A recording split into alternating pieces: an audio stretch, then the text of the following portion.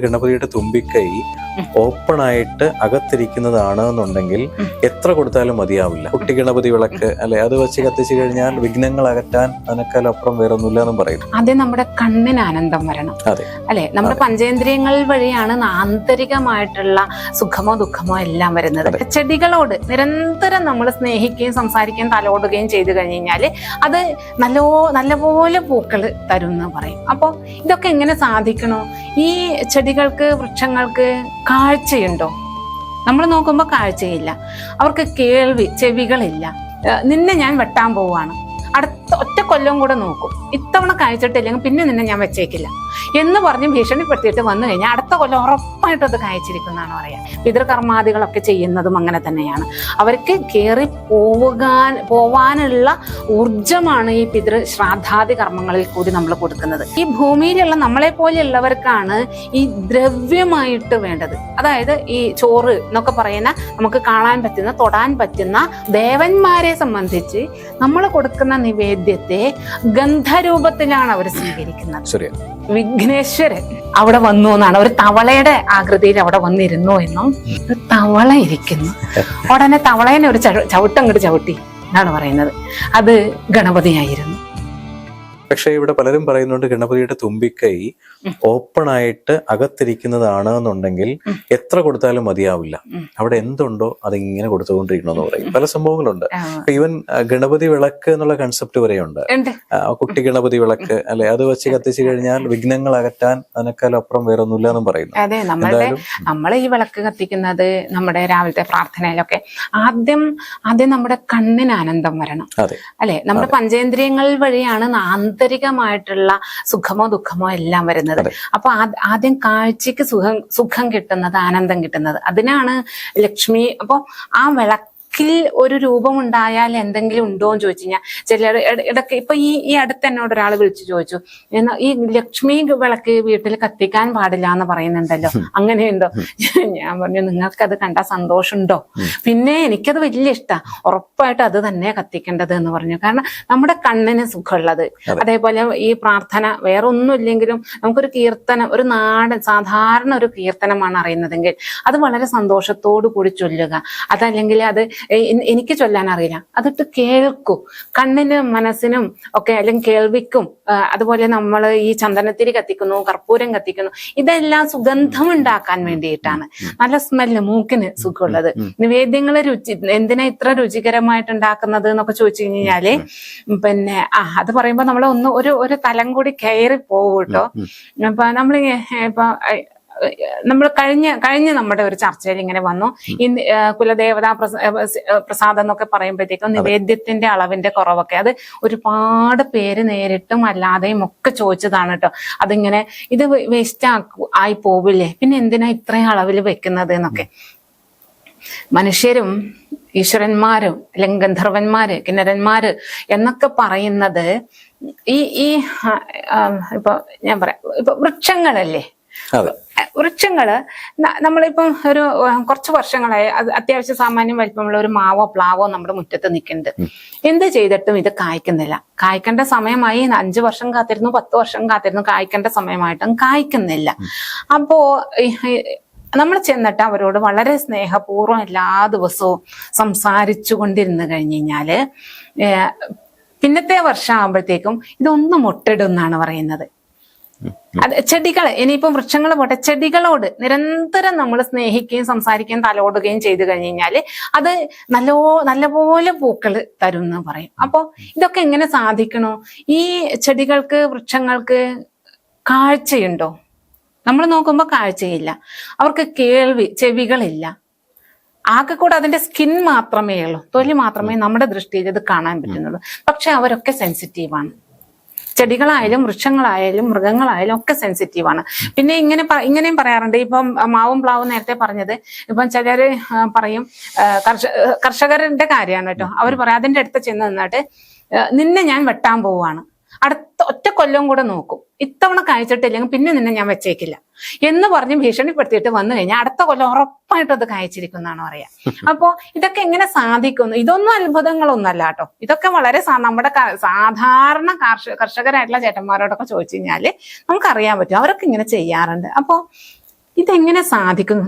നമ്മുടെ ദൃഷ്ടിയിൽ മനുഷ്യരെ പോലെയുള്ള ഇന്ദ്രിയങ്ങളൊന്നും അവർക്കില്ല. അപ്പൊ ആ വൃക്ഷങ്ങൾക്ക് ഇത്തരത്തിലുള്ള കാര്യം, മനുഷ്യര് സംസാരിക്കുന്നതും തൊടുന്നതും ഒക്കെ അറിയാനുള്ള ഒരു സെൻസിറ്റീവായിട്ടുള്ള ഒരു ഓർഗൻ അവർക്ക് ഉണ്ട് എന്ന് പറയുന്നത് പോലെ തന്നെയാണ് ഈ ഭൂമി അല്ലെങ്കിൽ ഈ ഒരു പ്രപഞ്ചത്തിൽ തന്നെ ഒരുപാട് ലെയറുകൾ ഉണ്ട് എന്നാണ് പറയുക. ശരിയാ അല്ലെ? അപ്പോ ഇത് മനുഷ്യൻ ഇങ്ങനെ ഈ ഒരു ശരീരത്തിനുണ്ട് എന്ന് പറഞ്ഞിട്ട് എല്ലാ ലെയറിലും ഉള്ളവര്, അല്ലെങ്കിൽ അതിനെയാണ് നമ്മളിങ്ങനെ അന്യഗ്രഹ ജീവി എന്നൊക്കെ പറയുമ്പോൾ, എല്ലാ ലെയറിലും ഉള്ളവർക്ക് അല്ലെങ്കിൽ എല്ലാവർക്കും മനുഷ്യാകൃതി ഉണ്ടാകണമെന്നോ മനുഷ്യരുടെ പോലെയുള്ള ഇന്ദ്രിയങ്ങൾ ഉണ്ടാകണമെന്നോ വാശി പിടിച്ചു കഴിഞ്ഞാൽ അജ്ഞതയാണത് എന്നാണ് പറയാൻ പറ്റുക. അപ്പോ നമ്മൾ ഇവിടുന്ന് പ്രാണൻ, നമ്മുടെ ശരീരത്തിൽ നിന്നും പ്രാണൻ പോയി, അയാൾ മരിച്ചു പോയി എന്ന് പറയുന്നത് ബോഡി പോയി എന്ന് മാത്രമേ ഉള്ളൂ. പ്രാണൻ ഉണ്ട്, നിലനിൽപ്പുണ്ട്. അതെങ്ങനെയാണ്? നമ്മുടെ കൺസെപ്റ്റിലുള്ള ഒരു ആകൃതി അല്ലായിരിക്കും ആ പ്രാണനുള്ളത്. അപ്പോ എത്ര പുണ്യം ചെയ്യുന്നുവോ അതിനനുസരിച്ചിട്ട് ഈ 7 ലോകങ്ങളുണ്ട് എന്നൊക്കെ പറയുമ്പോൾ ഓരോ ലോകത്തിലേക്കും അവർക്ക് എത്ര പുണ്യം ചെയ്യുന്നു നമ്മൾ, അതിനനുസരിച്ചിട്ടാണ് ഓരോ ലോകത്തിലേക്കും കയറി പോകാനുള്ള പാസ് കിട്ടുന്നത്. പിന്നെ അതുപോലെ തന്നെ നമ്മുടെ പിൻഗാമികൾ കർമ്മം ചെയ്യുന്നത്, അതായത് പിതൃകർമാദികളൊക്കെ ചെയ്യുന്നതും അങ്ങനെ തന്നെയാണ്. അവർക്ക് കയറി പോവാനുള്ള ഊർജമാണ് ഈ പിതൃ ശ്രാദ്ധാദി കർമ്മങ്ങളിൽ കൂടി നമ്മൾ കൊടുക്കുന്നത്. അങ്ങനെയാണ് ഓരോ ലെയറിലേക്കും കയറി പോകാൻ പറ്റുക. അപ്പോ ഇവിടെ ഈ ഭൂമിയിലുള്ള നമ്മളെ പോലെയുള്ളവർക്കാണ് ഈ ദ്രവ്യമായിട്ട് വേണ്ടത്. അതായത് ഈ ചോറ് എന്നൊക്കെ പറയുന്ന നമുക്ക് കാണാൻ പറ്റുന്ന, തൊടാൻ പറ്റുന്ന മാതിരിയിലുള്ള സാധനങ്ങൾ കിട്ടിയാലേ ഭക്ഷണം കഴിക്കാൻ പറ്റൂ, കുടിക്കാൻ പറ്റുന്ന പാകത്തിലുള്ള വെള്ളമായിട്ട് കിട്ടിക്കഴിഞ്ഞാലേ അങ്ങനെ കഴിച്ചാലേ വയറ് നിറയുള്ളൂ എന്നുള്ളത് ഇത്തരം ശരീരമുള്ളവർക്ക് മാത്രമാണ്. അത് കഴിഞ്ഞാൽ ഓരോ സ്റ്റെപ്പിലും ഓരോ ലെയറിലും എത്തുന്നതിനനുസരിച്ചിട്ട് ഇതിന് വ്യത്യാസം വരും. അപ്പോ ദേവന്മാരെ സംബന്ധിച്ച് നമ്മൾ കൊടുക്കുന്ന നിവേദ്യത്തെ ഗന്ധരൂപത്തിലാണ് അവർ സ്വീകരിക്കുന്നത്. ഇതിന്റെ ഗന്ധമാണ് അവിടെ എത്തുന്നത്. അപ്പോ എത്രയധികം കൊടുക്കുന്നുവോ അതിനനുസരിച്ചിട്ടുള്ള ഗന്ധം അത്രയും അളവിൽ തന്നെ അവർ ഇത് സ്വീകരിച്ചു എന്നാണ്. പൂജയ്ക്ക് കൊണ്ടുപോയി നിവേദ്യത്തിന് നടയടച്ച്, നിവേദ്യം കഴിഞ്ഞു എന്ന് പറയുന്നു, നടയടച്ച് പൂജാരി പുറത്തേക്ക് വരുമ്പോൾ അത്രയും അളവിൽ തന്നെ ആ നിവേദ്യം കൊണ്ടുവരും. അപ്പൊ ഇത് ഭഗവാൻ സ്വീകരിച്ചിട്ടില്ലല്ലോ, നിങ്ങളുടെ ഭഗവാൻ ഇത് സ്വീകരിച്ചിട്ടില്ലല്ലോ എന്നാണ് യുക്തിവാദികൾ നമ്മളോട് പറയുന്നത്.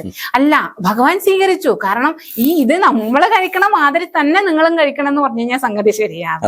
അവർക്ക് വേണ്ടുന്നതായിരിക്കാം അവര് കഴിക്കുക, അല്ലെ? അത് ഈ ഗന്ധരൂപത്തിലാണ് അവര് സ്വീകരിക്കുന്നത്.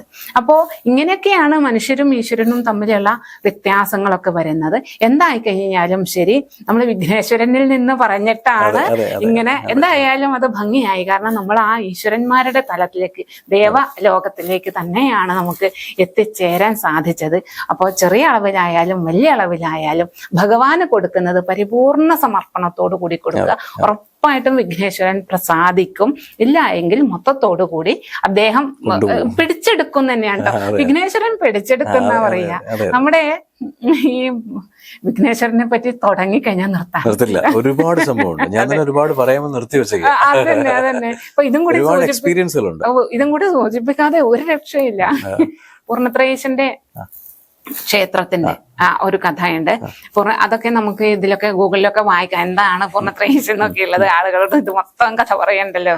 അപ്പോ പൂർണ്ണത്രയീശന്റെ അത് സന്താനഗോപാല മൂർത്തിയായിട്ടാണ് നമ്മൾ കണക്കാക്കുന്നത്. അപ്പൊ സന്താനഗോപാല കഥയിലെ ആ ബ്രാഹ്മണന്റെ സന്താനങ്ങളെ രക്ഷിക്കാന്നൊക്കെയുള്ള അർജുനന്റെ വാക്ക് കൊടുക്കുന്നതും, എന്നിട്ട് ആ കൃഷ്ണൻ ബ്രാഹ്മണനെയും കൊണ്ട് അർജുനനെയും ഒക്കെ കൂട്ടിയിട്ട് വൈകുണ്ഠ ലോകത്തിലേക്ക് ചെല്ലുകയും ഈ കുഞ്ഞുങ്ങൾ മുഴുവൻ അവിടെ കളിക്കണത് കാണുകയും ഒക്കെ ചെയ്ത്, എന്നിട്ട് കുഞ്ഞുങ്ങളെ കൊടുത്തു എന്നൊക്കെയുള്ള കഥയിലെ ആ അർജുനൻ വന്നിട്ട്, അർജുനനും കൃഷ്ണനും ഉണ്ട് എന്നാണ് പറയുന്നത്, അദ്ദേഹം പൂജിച്ചിരുന്ന ഒരു കൃഷ്ണ വിഗ്രഹം കൊണ്ടുവന്നിട്ട് അവിടെ വെച്ചപ്പോഴ് അവിടെ ക്ഷേത്രം പണിയണം, പ്രതിഷ്ഠ നടത്തണം എന്നുള്ള ഉദ്ദേശത്തിലാണ് അവിടെ വെച്ചിട്ട് ഇവര് കുളിക്കാൻ പോയി. ശുദ്ധിയായിട്ട് വന്നിട്ട് വേണമല്ലോ ഭഗവാന്റെ പൂജ നടത്തുവാനും പ്രതിഷ്ഠാദി കർമ്മങ്ങൾ നടത്തുവാനും. വന്നപ്പോ ഇവരെ ഒരു കല്ലിന്റെ പുറത്താണ് വെച്ചത് ഈ വിഗ്രഹം.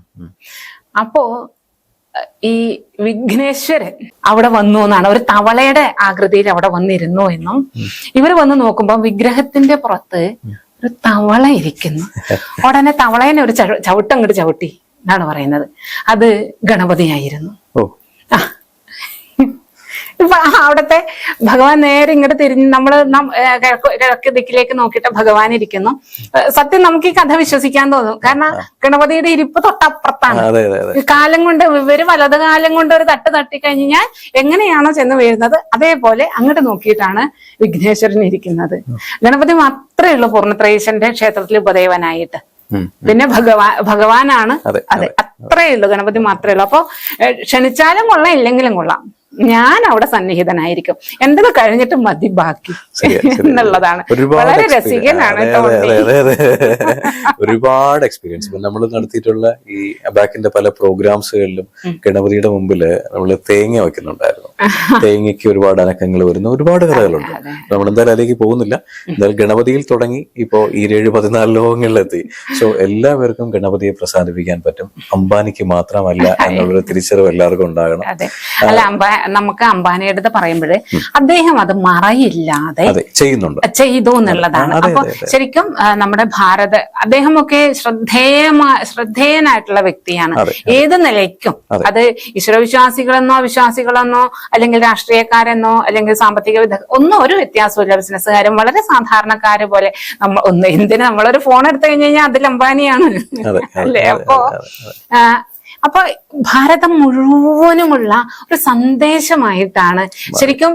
നമ്മൾ ഇതിനു മുന്നേയും പറഞ്ഞിട്ടുണ്ട്, യഥാ യഥാഹി ധർമ്മസ്യ എന്ന് പറയുന്ന ഭഗവത്ഗീതയിലെ ശ്ലോകം നമ്മൾ ഇതിനു മുന്നേയും എടുത്ത് ഉദ്ധരിച്ചതാണ്. കാരണം എവിടെയൊക്കെയാണ് ധർമ്മലോപം വരുന്നത്, അപ്പോൾ ഞാൻ ആശയപരമായിട്ടായാലും കൊള്ളാം, ശരീരം ധരിച്ചിട്ടായാലും കൊള്ളാം, പ്രവൃത്തിയിൽ കൂടെ ആയാലും ഞാൻ ജനിക്കും, ഉറപ്പാണ്. അങ്ങനെയാണ് നമുക്ക് കുറെ ധർമ്മച്യുതി വരുന്നു എന്ന് വരുമ്പോഴാണ് ഇത്ര വലിയൊരു സന്ദേശമായിട്ട് ലോകം മുഴുവൻ ഉറ്റുനോക്കിയ ചടങ്ങാണ് അംബാനിയുടെ ആ കുടുംബത്തിലെ വിവാഹം. അതിലെ ഓരോ മണിക്കൂർ ഇടപെട്ടിട്ടാണ് വിഘ്നേശ്വരനെ കൊണ്ടുപോയിട്ട് നിവേദ്യങ്ങൾ സമർപ്പിക്കുന്നത്. അദ്ദേഹം യാതൊരു മറയുമില്ലാതെ എല്ലാവർക്കും കാണാൻ പാകത്തിന് എല്ലാവരുടെയും ശ്രദ്ധാകേന്ദ്രമാകുന്ന സ്ഥലത്ത് തന്നെയാണ് വിഘ്നേശ്വരനെ വെച്ചത് ഗണപതിക്ക് നിവേദ്യം നടത്തിയത്. വളരെ പേഴ്സണലി എനിക്ക് പുള്ളിയോട് വളരെ ബഹുമാനം ഉണ്ട്. കാരണം ഈ പല കോർപ്പറേറ്റിൽ നിൽക്കുന്ന പല ആൾക്കാരും നമ്മുടെ കൺസൾട്ടൻസി ആവശ്യമായിട്ട് വിളിക്കാറുണ്ട്. അപ്പൊ അതില് ഇദ്ദേഹത്തിന്റെ ടീമിൽ ഒരു ബ്രാൻഡിങ് കൺസൾട്ടന്റ് ഉണ്ട്. അദ്ദേഹം പ്രദീപ് എന്ന പേര്, അദ്ദേഹത്തിന്റെ പേരും പ്രദീപ് എന്നാണ്, ഡൽഹിയാണ് ബേസിക്കലി. അദ്ദേഹം പല കാര്യങ്ങളും പറയുന്ന സമയത്ത് ഗണേശന് കൊടുക്കുന്ന രീതിക്ക് എല്ലാം സമർപ്പണമാണ് എന്നുള്ളതാണ്. അതുകൊണ്ടാണ് അദ്ദേഹത്തിന് അത്രയും ഗ്രോത്ത് എന്നുള്ളതാണ്. അതായത് നമ്മൾ അവിടെ ഒരു അംബാനി എന്നോ സാധാരണപ്പെട്ട വ്യക്തിയൊന്നുമില്ല, ആരാണോ ഗണപതിയെ പൂർണ്ണമായിട്ടും സമർപ്പിച്ച് നിവേദ്യം അല്ലെങ്കിൽ എന്താണോ ചെയ്യുന്നത് ആ ഫസ്റ്റ് പ്രയോറിറ്റി കൊടുക്കുകയാണെങ്കിൽ ഗണപതി പൂർണ്ണമായിട്ടും പ്രസാദിക്കും. വളരെ സിമ്പിൾ ആയിട്ട്. എന്തായാലും ഗണപതിയെ പറ്റി സംസാരിക്കാൻ വളരെ സന്തോഷം. നന്ദി.